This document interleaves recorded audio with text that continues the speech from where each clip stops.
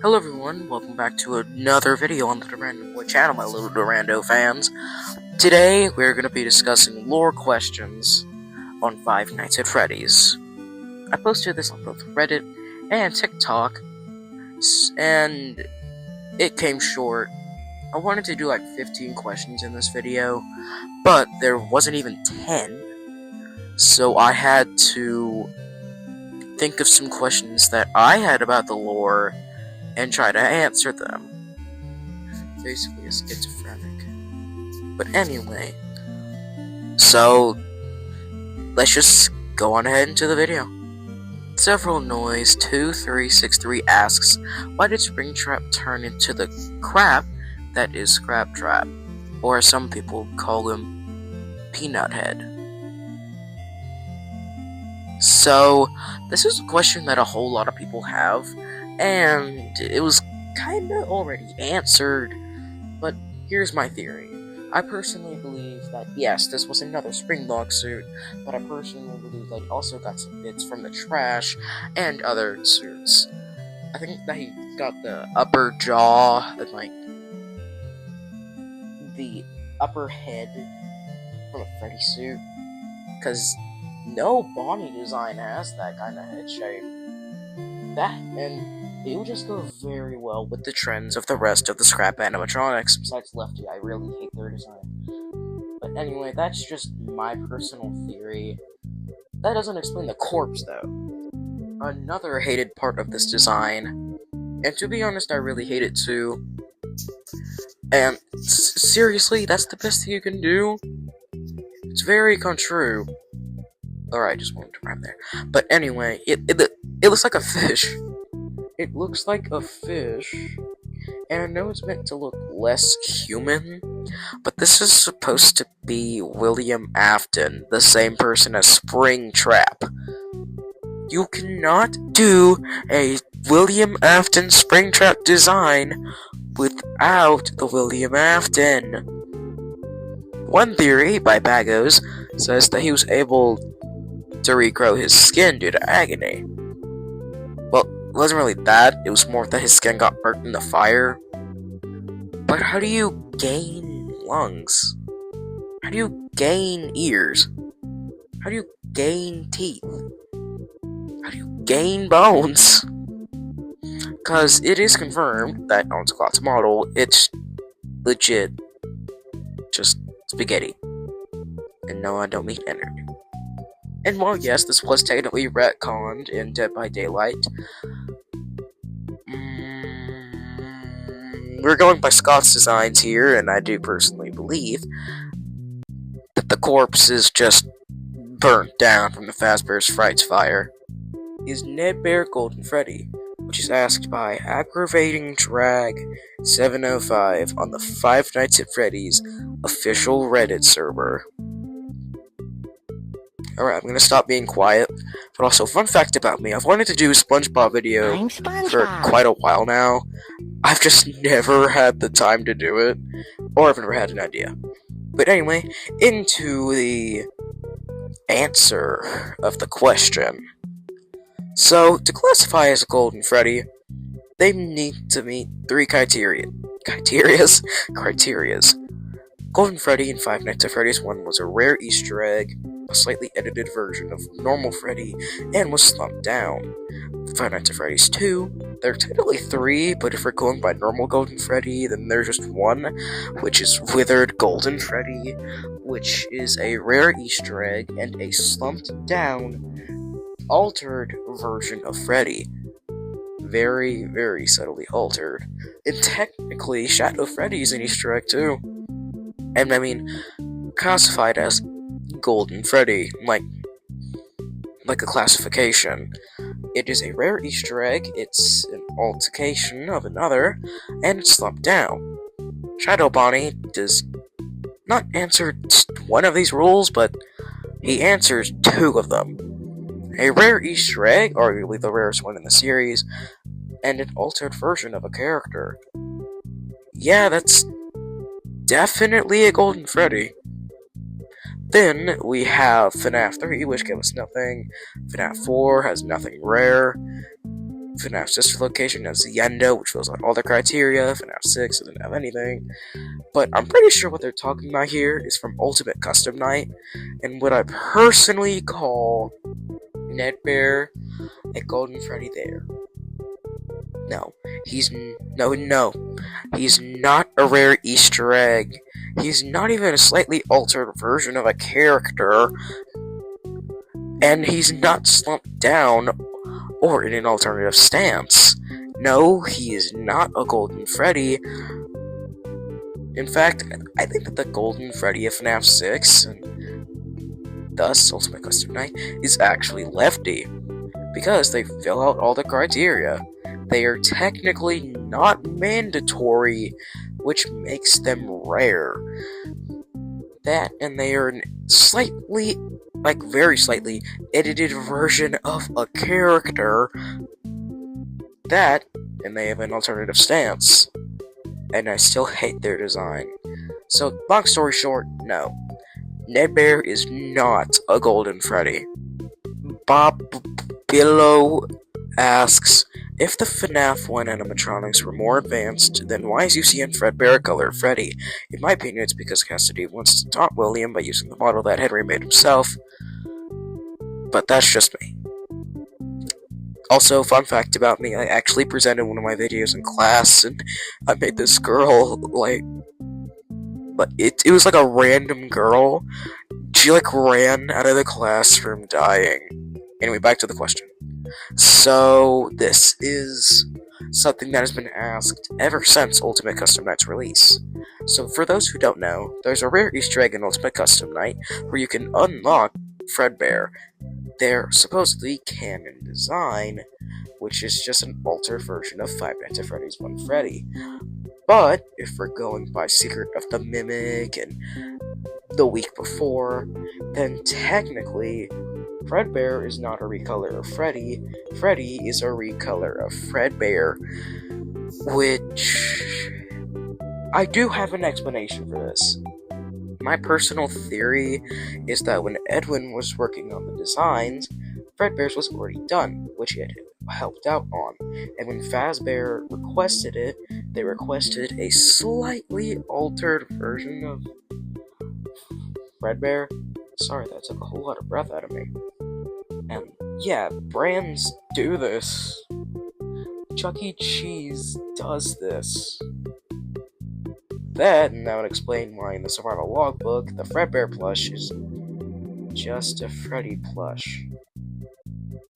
And it would also explain why in FNAF 4, the Fredbear plush, if he supposedly plays the crying child, is a Freddy plush on the bed. One was based on the other, and I personally believe that Fredbear was the basis for Freddy. I'm sorry, I'm recording this in the middle of the night, but to answer your question, long story short, it's more accurate to say that Freddy is a recolor of Fredbear, slightly altered, and I'm gonna get into another. Independent Oil 4853 asks, how many games do we have the opportunity to play as Michael in one way or another? Also, another fun fact about me, I am very much into British narrators. I prefer them over American narrators. I'm actually in the middle of writing a book, Prediquin, that takes place in... Anyway, back to the question. This is where things are going to get a little bit more controversial. And this is where I say, no, we don't get to play as Michael in every single game of the classic era. If we go by box theory,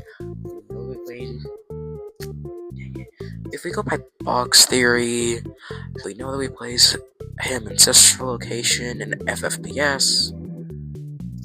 So that's 2 games that we already know that we play as him in. And then we have FNAF 3, which we do play as him in. Which makes that 4. I forgot to count FNAF 4. So that's 4. We get to play as Michael in 4 games. We play as not Michael Afton in Fnaf 1, and 2 other people in Fnaf 2, because Michael Afton wasn't even thunk about at that point. Anyway, next question.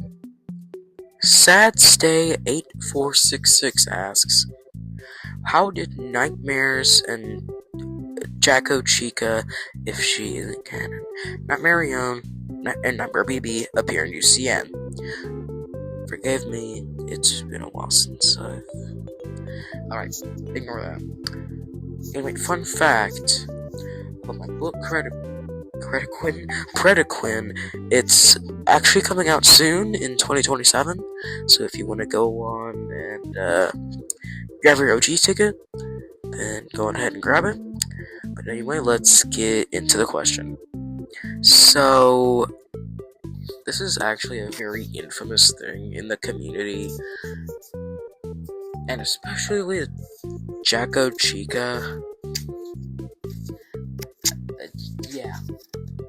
Yeah, why did she get it in a withered Foxy? That and she's another door animatronic that can easily be dealt with if you turn on cheats and just shut both doors at the beginning of your night. That easy. New high score. But why include her?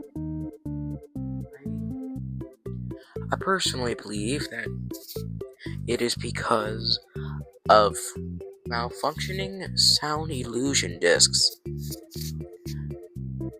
This is the most likely option, and Nightmare, who I'm pretty sure they're referring to here, is canon. They are canon. And again, malfunctioning sound illusion discs. Nightmare Young, Nightmare BB, and Nightmare Mangle, on the other hand, that's not coincidental. That has to be intentional, and there's only one explanation for that. We have to place Michael in Fnaf 4, and if the Nightmare update is now canon, then that has to take place after 2, which takes place in 1987. So I guess Fnaf 487 partially confirmed? I guess so. But on to the last outside question thing. Apple Blue asks, how did Golden Freddy learn to walk, move, and bite from Ralph's week, only to forget it immediately after and go back sitting all day? Eating chips? Alright, I just find this extremely funny, but this is actually something that's been happening in FNAF games recently, where Golden Freddy just stands up. I personally believe that sometimes he just chooses to stand, sometimes he doesn't. Maybe we play as William in FNAF 1, and he just stays like that. I don't know, that's the best thing that I could think of. Now let's get into the one question that I'm still thinking about. I asked, are the Unwithereds real?